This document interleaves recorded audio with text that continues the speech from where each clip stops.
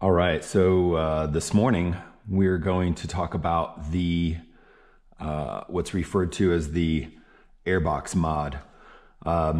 If you bought a JD Jet kit or have looked online, you've probably seen people talk about the Airbox mod for the XTrainer. Living at 7,500 feet above sea level and riding between 6,000 and 12,000 feet pretty consistently, restricting air is just not something that we need. And this guy right here is what is the air restrictor plate. So you've got this kind of top plastic piece that is above your air filter that separates right below the seat to the airbox.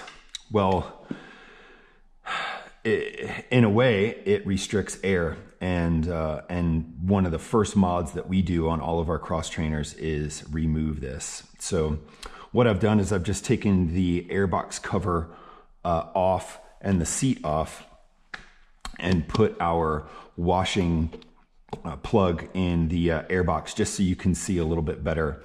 So what we're looking for is this bolt and this bolt. These are the only two that hold this thing in. So just for ease, we're gonna get this off and kind of unplug the CDI here.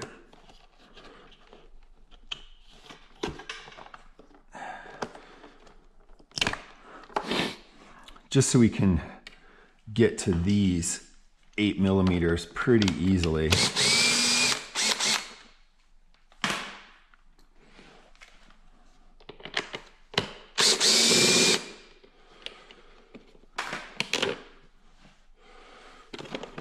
Now this will move a lot more freely. Now it's not the easiest thing to get out. You will need to give it a little bit of muscle. So boom, now it is out. Now what we like to do is, since this bolt here is actually part of the airbox, typically we'll put some blue Loctite on there and screw this guy back in. And so for right now, I'm just gonna screw it back in.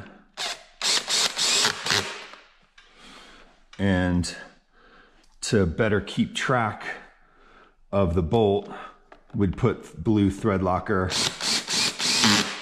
and put that in there.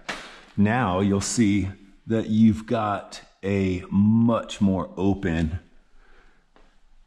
air passage and very similar to all the other betas or KTMs or Huskies. Like, I haven't seen a modern European bike that had this type of air restrictor plate. But nonetheless, it's gone now.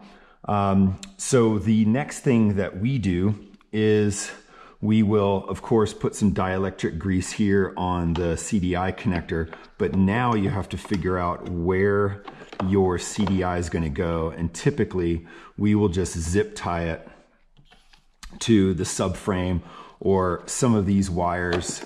You know, everybody's got their own kind of method of what they like to do, but that's typically what we will do. We've experimented with a few different options, and I just encourage everyone to find out their own way of doing it. But typically we will just zip tie it just like this, or try and find some other way to relocate it. And that's about it. Thanks for tuning in, and we'll see you next time.